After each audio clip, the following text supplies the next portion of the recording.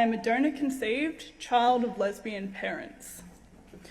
Hija de Lesbianas está a favor de los cristianos. Ella fue criada por estas dos mujeres, pero ella ha sentido en su corazón la falta de un padre. Y nosotros en este momento no estamos para juzgar ni para señalar. Al contrario, estamos para orar y para poder bendecir a esas personas para que Dios tome el control de cada una de ellas. Y en este momento vamos a presentar este pequeño testimonio de cómo Dios está empezando a obrar en la hija de estas dos mujeres. Testimony that is safe to say unheard of, because nobody wants to hear about the other side of the rainbow, the side that is not catered for, that don't grow up happy and grow up with a dissenting idea of what a family structure should be. Growing up, I wanted a father. I felt it within me that I was missing a father before I could even articulate what a father was. I knew that I loved both of my parents, but I could not place my finger on what it is I was missing inside myself. When I hit school, I started to realize through observing other children and their loving bonds with their fathers that I really was missing out on something very special. I was lied to throughout school. I was told I didn't have a father, or that perhaps they didn't know who he was. It was very difficult for me to affirm a stable identity because of this, and my behavioural and emotional stability suffered greatly because of it.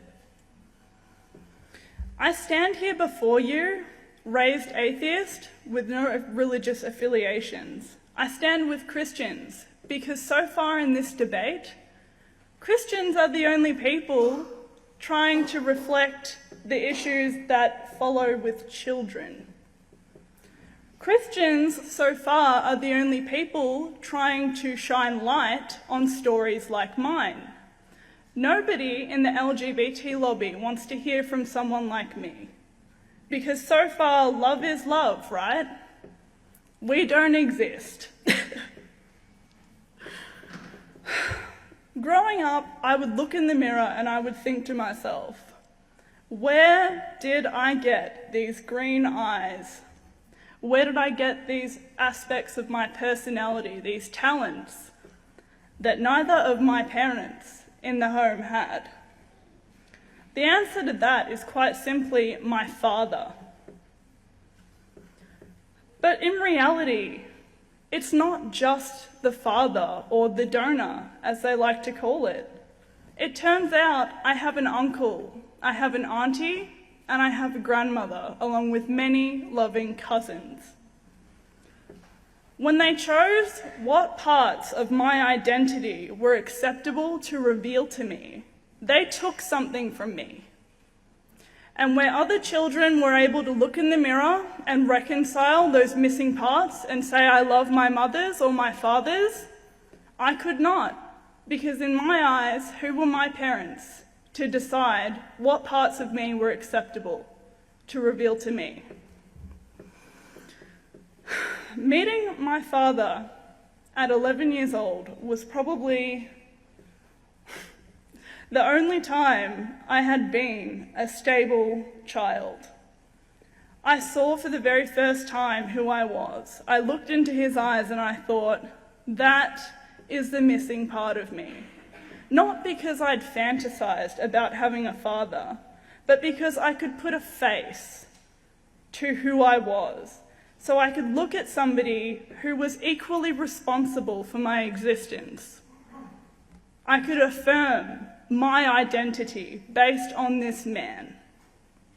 And if I had not met my father, I would not be standing here with you today, because my emotional reaction to not having him in my life, even at such a young age, was devastating, and it caused me to regress in my development. I want to talk about real equality. There's a lot of talk about equality from the LGBT lobby, but I sort of wonder what their definition of equality is, because for me, equality was being told the truth, was being respected for who I was as a whole, and not just based on what my parents desired to let me know. Equality was being able to look at both sides of my genetic family and understanding who I was. Equality is not saying that because volunteer studies of gay families and children of gays that come out with a positive outcome define it for everybody. It's completely unrealistic. I heard this lie from the LGBT back in March, saying that children don't care who their family is and that men and women are interchangeable. I consider this in itself to be a form of gender discrimination. Men and women offer complementary roles in child rearing and should probably be respected equally.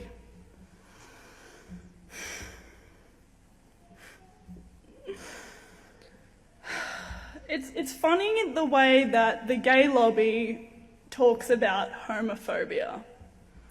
I've had stories of gay friends of mine coming to me and explaining that other gay people have called them homophobic because they would ideally prefer to raise children with a mother or a father. How utterly ridiculous.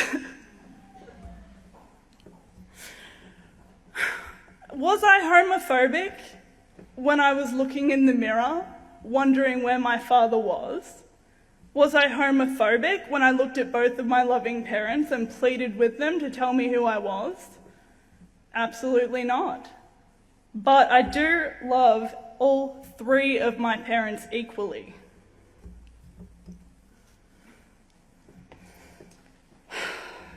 My mother pitched a question to me the other week. She said to me, "Millie, what if my partner and I were able to be married?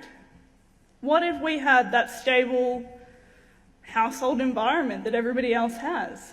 And I answered the question very simply. It was basically answered with another question, which would have been, how would psychologists have treated me for my underlying issues of fatherlessness if to acknowledge fatherlessness was a form of discrimination? How would any physician under threat of legal action have treated me under that circumstance? It was met with silence.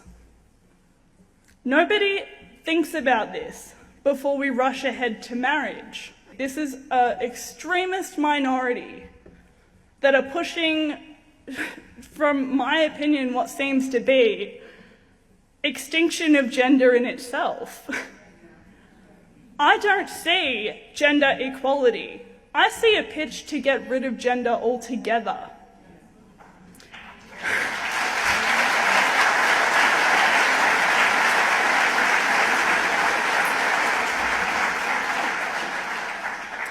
Until we as a society have a discussion that includes children like me, who are not okay with parents deciding which parts are acceptable to reveal, until this discussion includes everybody who has been raised fatherless or motherless, until this discussion stops shaming children in my position for coming forward, we should not be pushing marriage through.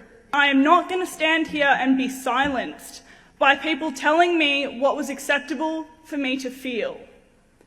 That I'm a bad person for wanting a father, that maybe I didn't love my mothers enough because I wanted a father. It's bull, and I won't support it. I thank you for coming here tonight. Thank you, thank you, thank you.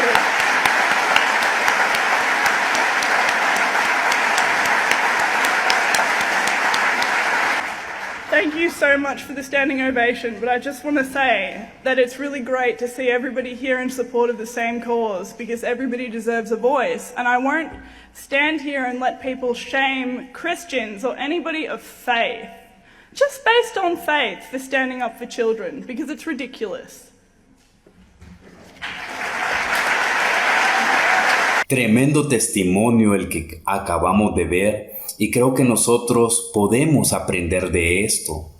Dios está obrando, ya Dios comenzó su obra y al final la va a terminar, y nosotros como cristianos tenemos que estar orando, tenemos que predicar la palabra del Señor para que al final esta palabra pueda llegar a esas personas que realmente no conocen de Jesús, realmente no lo conocen, pero ellos pueden conocerlo y Dios se puede glorificar en la vida de cada uno de ellos. Para RD Producciones les comentó Rubén Darío Robelo. Que Dios te bendiga en este día.